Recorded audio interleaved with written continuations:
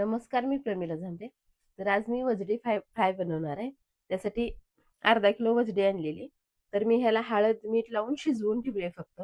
इकडं पाणी काढलेलं आहे आणि इकडं शिजवलेली वजडी घेतलेली आहे. तर ही अगोदर सुरुवातीला मी 4 पाण्यानं स्वच्छ धुवून मग हळद, मीठ लावून शिजवून घेतले. तर इकडे छोटी 1 वाटी 1-2 मोठे चमचे बेसन घेतले. थोडासा लसूण आहे. 1-2 चमचे तांदळाचं पीठ आहे, कोथिंबीर, कांदा, लसूण मसाला, थोडं काळं तिखट आणि लाल चटणी घेतलेली आहे. तर आता ह्यात मी हे सगळं टाकून घेते. अगोदर हे बेसन टाकून घेतले. बेसन, तांदळाचं पीठ सगळे पीठ मी चाळून घेतलेली आहे ती. थोडासा लसूण आहे, थोडीशी कोथिंबीर, हे कांदा लसूण मसाला आहे आणि चटणी आणि थोडं काळं तिखट घेतलं.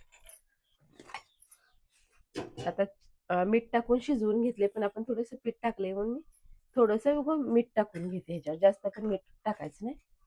आता ह्याला छान असं मिक्स करून घेते.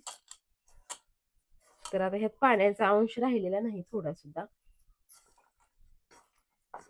एक चमचाभर जे आपण इकडं शिजवून घेतलेलं आहे ही वजडी, त्याचंच 1 चमचाभर ह्यात पाणी ओतून घेते मी सुकं. छान असं मिक्स करते. तर आता ह्याला मी फ्राय करून घेते. थोडंसं कढईत तेल ओतले, तेल पण छान असं तापलेलं आहे.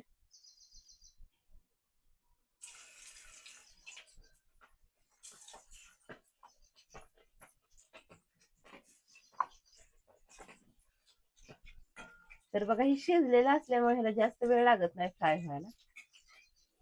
तर आता एका प्लेटमध्ये मी ह्याला काढून घेते.